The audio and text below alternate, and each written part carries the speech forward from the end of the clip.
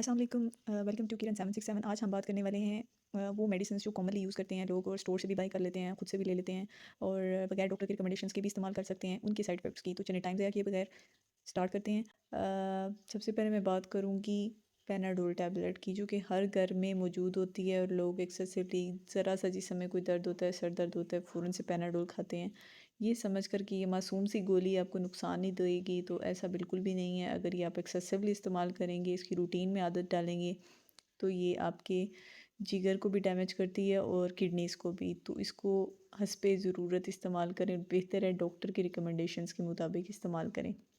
दूसरी कॉमनली इस्तेमाल होने वाली दवाई है ब्रूफन, जो कि हर घर में पाई जाती है, अमूमन बच्चों बड़ों को दी जाती है।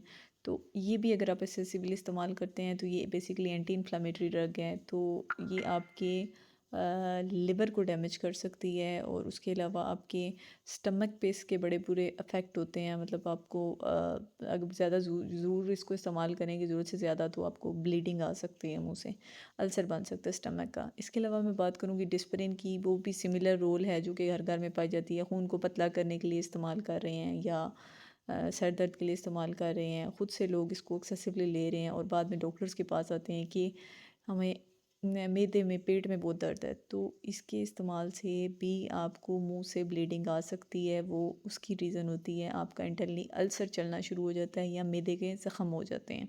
इसके अलावा ये भी आपके लिवर और किडनी को डैमेज कर देती हैं। हार्ट के इश्यूज़ भी एक्सेसिव यूज़ से, डिस्प्रिन टैबलेट के यूज़ से हार्ट के मसले भी बन जाते हैं। उसके बाद मैं बात करूँगी न्यूरोबयान टैबलेट की, जो कि ताकत की गोली है। अब जो न्यूरोबयान टैबलेट इस तरह की और मल्टीविटामिन है, बल्कि मैं सबकी बात इकट्ठे करती हूँ कि ऐसी टैबलेट्स जो कि इस्तेमाल होती हैं जिनमें मल्टीविटामिन होते हैं, उम्मूमन सेफ़ होती है, लेकिन आप इनको 30 डेज़ के लिए यूज़ करते हैं। लेकिन अगर आपके स्टमक में क्रैम्प्स पड़ें या मुंह का टेस्ट ज़्यादा ख़राब हो जाए या पेट में बहुत दर्द रहने लग जाए, पोटियाँ या डायरिया स्टार्ट हो जाए, तो आप ये टैबलेट क्विट कर दें। ये इसके साइड इफ़ेक्ट्स होते हैं। उसके अलावा ओपीडीज़ में कॉमनली मांगी जाने वाली दवाई मैदे के कैप्सूल, ओमेप्राज़ोल, एसोमेप्राज़ोल, ये सारे जो मैदे की कैटेगरी हैं।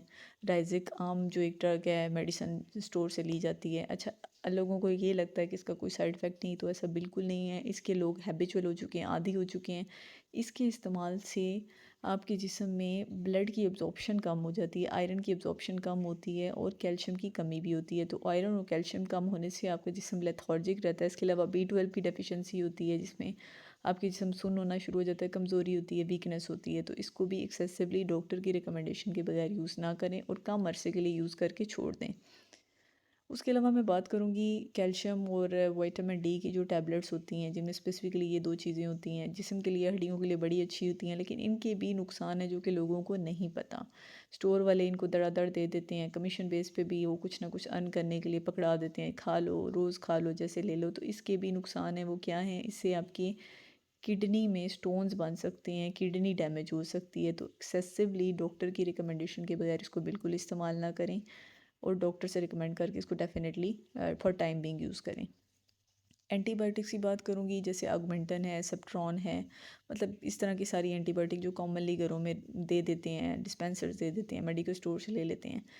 ये वो मेडिसिन है जिसको आप एक्सेसिवली 3 या 5 दिन से ज़्यादा लेते हैं। बाज़ू का तो ये पेनिसिलिन एलर्जीज़ की वजह से बड़े सीरियस इससे रिएक्शन हो सकते हैं। लेकिन इसके अलावा भी अगर ये एक्सेसिवली आप लेते हो तो आपको डायरिया लग जाता है, पोटियाँ लग जाती हैं, जो कि फिर नॉन स्टॉपेबल हो जाती हैं। आप इसको ख़त्म करने के लिए फिर मुख्तलिफ़ किस्म की दवाइयाँ लेते हैं। तो इसको डॉक्टर से रिकमेंड करवाएं और 3 से 5 दिन के लिए ड्यूरेशन के लिए इस्तेमाल करें, या जैसे आपका डॉक्टर आपके इन्फेक्शन के मुताबिक आपको रिकमेंड करता है। उसके अलावा बात करूँगी मैं आयरन 1 की, जो आयरन की गोलियों की, जो कि हीमोग्लोबिन बनाने के लिए देते हैं, ताकत के लिए देते हैं। इसके इस्तेमाल से, इसको भी डॉक्टर की हिदायत के मुताबिक इस्तेमाल करें। इसके एक्सेसिव इस्तेमाल से आपको ब्लैक कलर की जो है वो पट्टी लगती है, होती है, तो आप परेशान हो जाते हैं कि खून आ गया। तो ऐसा बिल्कुल नहीं है, ये इसका एक साइड इफ़ेक्ट है। उसके अलावा आपका स्टमक में थोड़ी ब्लोटिंग होती है, स्टमक डिस्टर्ब हो जाता है। तो ये, इसके अलावा हम बात करेंगे क्यूसार्टन प्लस की। क्यूसार्टन प्लस, सॉरी, बात किसी स्पेसिफिक कंपनी की नहीं मैं कर रही, बल्कि मैं एक मेडिसिन के अंदर जो फार्मूला है उसकी बात कर रही हूँ। इसमें जो कॉम्बिनेशन में ब्लड प्रेशर के लिए दवाइयाँ इस्तेमाल हो रही हैं, उसमें हाइड्रोक्लोरोथायज़ाइड होता है।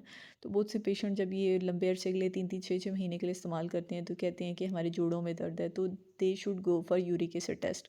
आपको यूरिक एसिड टेस्ट कराना चाहिए क्योंकि इसके साइड इफ़ेक्ट में ये चीज़ आती है कि गाउट बन सकता है, आपका यूरिक एसिड लेवल बढ़ जाता है। इसके फार्मूले में एक चीज़ है, तो इससे ये बहुत कम लोग आगाह होते हैं, इवन डॉक्टर्स भी इस बारे में आपको कम गाइड करते हैं।